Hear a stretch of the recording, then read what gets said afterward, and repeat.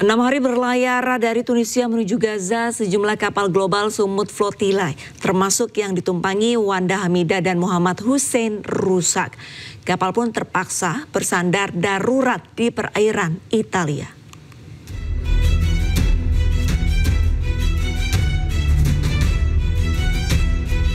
Kapal relawan Indonesia yang ditumpangi Wanda Hamidah dengan nama Kaiser mengalami kebocoran sehingga harus melakukan reparasi di pelabuhan Porto Palu, Italia. Termasuk kapal Nusantara yang merupakan kapal observer yang membawa sejumlah tokoh penting anggota steering komite Global Sumut Flotilla, termasuk Muhammad Hussein, Ketua Koordinator Indonesia Global Peace Convoy. Kapal Kaiser berlayar dari pelabuhan Sidi Bou Said, Tunisia pada hari Senin 15 September. Sementara kapal observer berlayar dari pelabuhan Gamar, Tunisia pada hari Rabu tanggal 17 September. Keduanya bertemu di perairan Italia.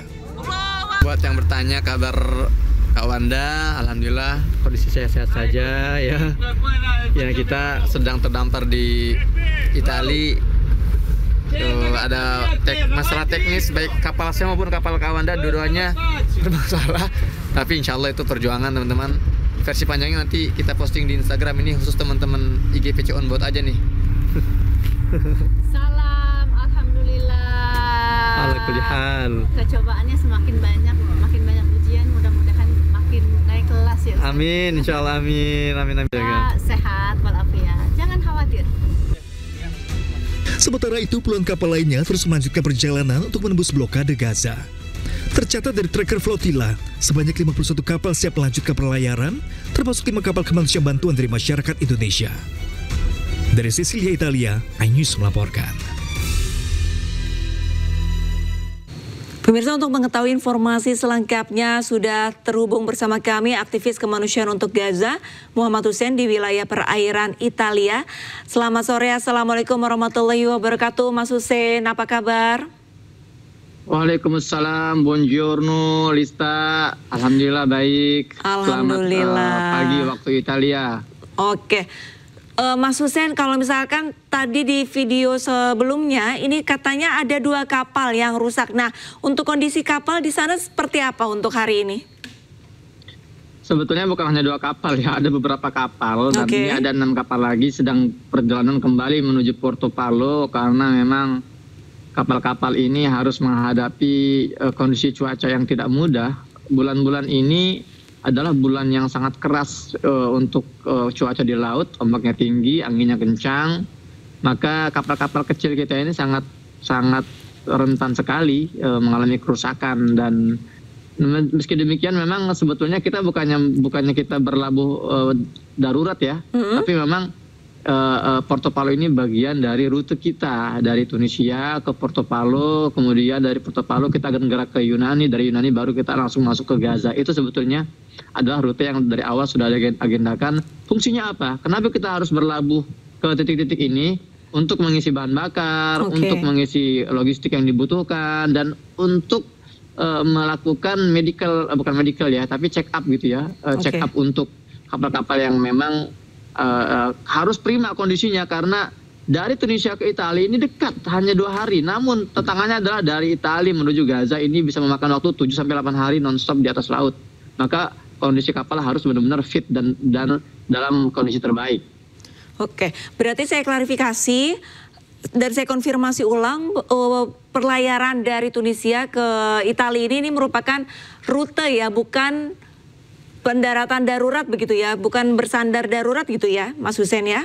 Iya, bukan. Jadi ada beberapa kasus ya, misalnya kedatangan kapal Kaiser ya Mbak Wanda, itu memang pertama sesuai rute, namun ketika kemarin itu kapal Wanda Hamidah itu sudah mulai bergerak menuju Yunani, namun karena ada masalah kebocoran, barulah boleh dikatakan ini adalah pendaratan darurat di Porto Palu. Itu masuk juga itu. Oke, tapi saat ini kapal yang rusak begitu, apakah sudah diperbaiki? Karena kan tadi sudah disampaikan 8-9 hari non-stop akan berada di laut nih. Iya, untuk kapal Kaiser ini kerusakannya cukup parah ya. Dan ini harus diangkat, jadi tidak bisa dibenahi di atas laut, harus diangkat. Dan kapal kami pun, kapal Nusantara, ini juga kerusakannya kita perlu spare part. Masalahnya di Italia ini Sabtu Minggu adalah 2 hari yang sakral, libur, tidak boleh diganggu, maka artinya kita tidak bisa mendapatkan spare part atau perbaikan di hari ini. Maka dari itu kemungkinan besar semua usaha perbaikan itu akan dilakukan besok hari Senin. Dengan demikian pergerakan kita dari Italia pun akan harus dimulai besok Senin, seperti itu.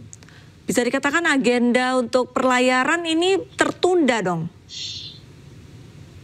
Iya, sebetulnya tidak hanya sekarang ya, sejak awal memang sudah tertunda. Kita semua mengikuti, bahkan di Tunisia yang harusnya 4 September kita berlayar, ada penundaan sampai 2 pekan. Dan itu adalah risiko, sekali lagi, memang dari awal teman-teman steering committee ini sudah menegaskan kepada seluruh partisipan bahwa semua masih bisa terjadi. Kalian yang datang ke Tunisia misalnya, nggak semua punya garansi akan naik kapal, dan itu terjadi, banyak yang akhirnya harus dipulangkan. Dan kapal-kapal yang rencananya akan berangkat tanggal sekian itu bisa saja mundur sesuai situasi di lapangan. Itu semua terjadi, termasuk hari ini juga di luar ekspektasi kita. Artinya penundaan ini juga sebetulnya sudah masuk dalam takaran teman-teman official atau teman-teman steering committee yang sejak awal sudah mengingatkan kita semua. Lantas untuk kondisi dari teman-teman relawan, untuk Indonesia ada berapa banyak relawan yang ikut berlayar, Mas Hussein? Indonesia ada 3 relawan. Ada 3 orang? Ya, kemudian Wanda Hamidah dan satu lagi Fatur. Untuk saya dan Wanda Hamidah kita sudah update kondisi dan lokasinya. Untuk Fatur ini kita tidak mendapatkan update ya, tidak ada informasi lebih lanjut di mana lokasinya, dan di tracker pun tidak ada alat GPS-nya atau kita tidak bisa men-tracker, dan itu sekali lagi adalah bagian dari teknis yang kami sampaikan itu bermasalah, dan maka kita masih menunggu terus kabar dari Fatur ini di mana lokasinya. Harusnya dia sudah berada di perairan Italia ya kalau dia berangkat sejak 2 hari yang lalu. Ada kendala mungkin dari perlayaran Tunisia ke Italia kemarin-kemarin, Mas Hussein mungkin bisa berbagi? Ya, kendala cukup banyak ya. Beberapa kali kapal kami pun, kapal observer ini termasuk kapal yang paling bagus, yang mesinnya paling kuat. Namun di tengah laut pun kita beberapa kali mengalami kendala, mesinnya mati, kemudian listriknya harus dipadamkan, kemudian juga belum lagi ya ombak tinggi yang membuat para penumpang ini masuk angin dan muntah-muntah, termasuk saya ya yang beberapa kali terkena mabuk laut. Dan juga kita nggak bisa masak ya karena tadi ada masalah di listrik kapal ini, jadi kita harus makan tuna-tuna kalengan yang tidak dimasak ya, dan ya banyak hal lagi lah. Tapi semua ini tidak menyurutkan semangat kita karena kami sejak awal sudah memahami seburuk apapun kondisi yang akan kami hadapi tidak mungkin lebih buruk dari apa yang sedang dialami oleh warga Gaza. Baik, Mas Hussein, beberapa hari terakhir atau 2 hari terakhir kan sudah merasakan dalam tanda petik ganasnya gelombang laut begitu ya, menuju ke perairan Italia. Sedangkan ke depannya nanti membutuhkan waktu 8 hari non-stop di tengah laut. Nah, persiapan pribadi dari Mas Hussein sendiri ini bagaimana dan seperti apa? Kita nggak ada persiapan khusus, semua persiapan sudah kita lakukan sejak kita di Tunisia. Misalnya persiapan logistik, ya center untuk kepala, kemudian juga obat-obatan yang urgen gitu kan, kemudian juga baju dan sleeping bag, itu aja. Yang paling penting adalah persiapan mental, karena adalah pintu masuk semua penyakit ya. Kalau mental kita lemah, kalau mental kita down itu penyakit itu akan sangat disambut banget itu oleh tubuh kita. Namun kalau mental kita kuat, terus semangat, optimis, insya Allah itu akan menjadi pemicu sehingga ketahanan tubuh kita meningkat, sehingga penyakit juga malas masuk ke tubuh kita. Jadi yang paling penting adalah persiapan mental dan positive thinking serta positive feeling kita yang harus kita jaga sampai kita tiba di Gaza, insya Allah. Insya Allah, amin. Tidak ada persiapan khusus, yang penting persiapan mental. Mas Hussein, terakhir harapan untuk menembus blokade Gaza seperti apa? Silakan. Ya, pada akhirnya kami ingin menegaskan bahwa gerakan Global Support Flotilla ini bukanlah gerakan per negara, bukan per kelompok, ini bukan gerakan politik. Ini adalah gerakan 47 negara bersama-sama. Ini adalah gerakan yang isinya adalah manusia-manusia yang marah melihat genosida berlangsung setiap hari. Puluhan nyawa dibunuh tanpa ada yang bisa menghentikan.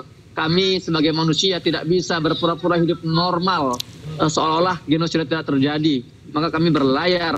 When our government fail, we sail. Ketika pemerintah kita gagal menghentikan genosida, memecah blokade, kami pun mulai berlayar.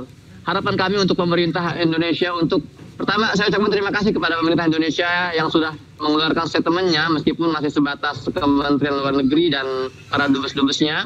Kami berharap Pak Prabowo juga mengeluarkan statement yang tegas karena Pak Prabowo perlu pahami beberapa minggu ini Zionis Israel sudah menggunakan narasi-narasi untuk menjustifikasi.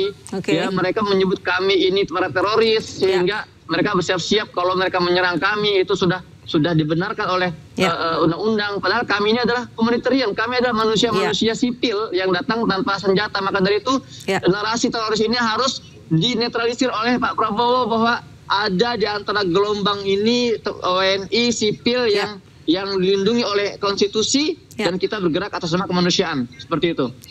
Baik.